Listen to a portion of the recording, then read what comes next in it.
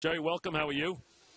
Mike, good afternoon. I'm doing great. How about you? Congratulations. A second one, which I'm sure is, I don't know if it could be sweeter than the first one, which came in your first year. Is it sweeter than the first one? Well, it's a good problem to have. It's hard to say right now. The first one we won. Right now, we're trying to win. So I'll let you know after Sunday. You know, you went through a lot this year. A lot of people criticized you, said you hadn't done a good job putting a roster together. You were very confident. Even stepped out and said, I think we'll make the playoffs this year. Well, it turns out you were right. Were you really that confident about this group this year?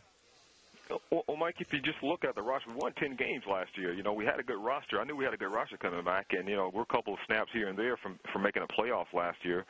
It's kind of funny, you know, we win 10 games last year and we don't qualify for the tournament. We win 9 games this time, and we win the division and qualify for the tournament. So the margin of error between wins and losses and making a playoff is very, very small. But I knew we had a good nucleus of players coming back, you know, from that team. You know, it's amazing what some of these guys. I mean, you told me Pierre-Paul was going to be special. He turned out to be special.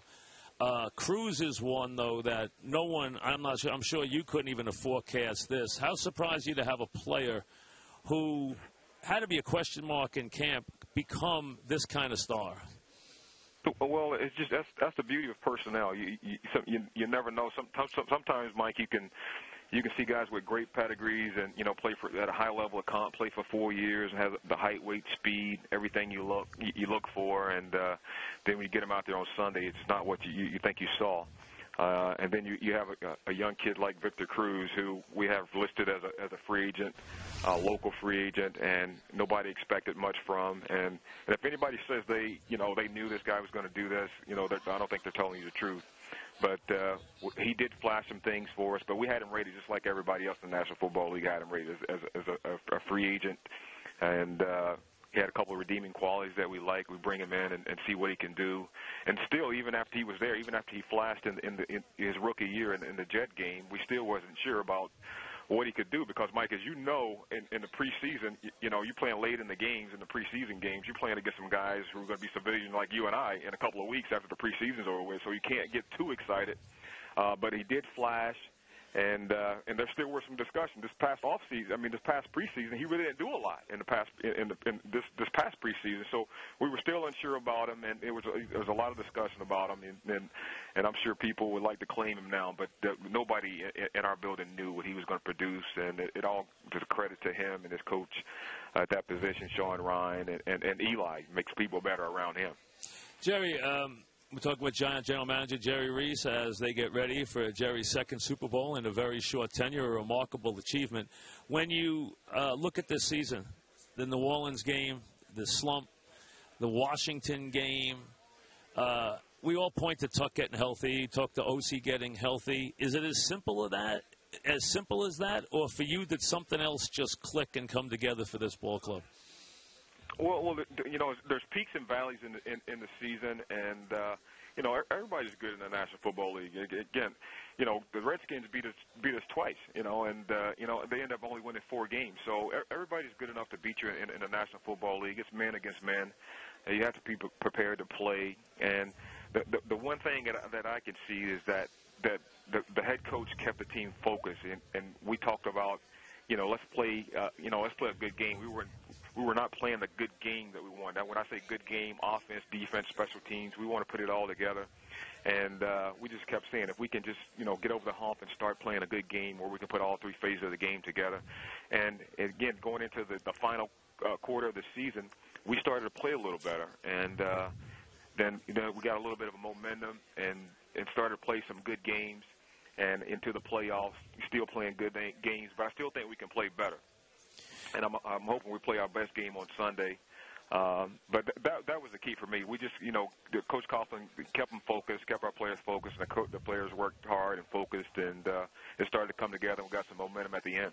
We know that the difference between winning and losing in this league now is so small. I mean, it just is. Look at the Niner game. Look at the Raven-Pat game. Look at the Cruz play and how I thought the Cruz play in the Jet game turned around your season, turned around the Jet season the other way. I mean, a play that the whole season can change on a dime. So it really is that close. But two things you've tried to do, which is very clear, is you collect pass rushes, which is a great strength, and you've gone out and created a very explosive offense, clearly by design, right? Well, we just, our design is this, Mike. We try to acquire good players. That's what we do. We try to, the best players available during the draft. Everybody always talk about, is it draft? Is it need? What are you looking for? We're just looking for good players, and we try to make the adjustments around the good players that we compile on our roster. But most important for us, we like pass rushers. Don't get me wrong with that. Ernie taught me that. If you don't have good pass rushers in this league, the quarterbacks are too good. You're going to lose. So you got to chase the quarterback off his spot. You don't have to sack him all the time, but you got to make him think about, these guys are trying to get me. And so that's important to us as well. But every position is important, and we try to create as much depth as we can at every position. But we only have 53 players on your roster. It's, when you play 16-game NFL season, that's really not a lot of players with all the attrition and injuries that you acquire. So it's not as easy as it looks. Obviously, but, you've gone out and when you've had pass rushes, you've gone out and gotten more. And I think it's proven that it's a great strength of yours. And, you had guys who were already stars, and you went out and drafted Pierre-Paul, and you knew, you thought he was going to be good, maybe not as good as he's become because he's become a huge star. But, that's by design to me. And clearly when you went and got a guy like Nix, you knew that you had to have that kind of home run hitter. Cruz has given you another one, but clearly this is probably the most explosive Giant team we've seen. I think you knew that with Nix, but when you add Cruz, this is a very explosive team and one that can rush the passer. Clearly, the qualities that your team and the strength that your team shows.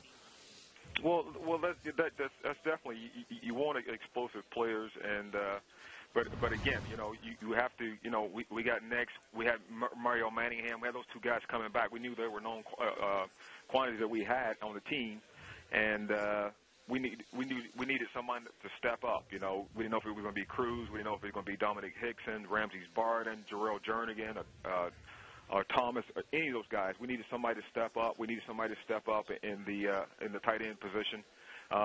So one thing about personnel, Mike, you have to look on your roster first and see if the guy's on their roster before you go out chasing other guys, because you want to exhaust what your options are on your roster, and more oftentimes than not, the guy is on your roster, and so we believe in developing players, and some players stepped out of the shadows and have stepped up forwards and done a good job, and our coaches have done a tremendous job to get them ready to play. That's our players and our coaches, they deserve the credit because they do the hard work, and we're still playing because of that.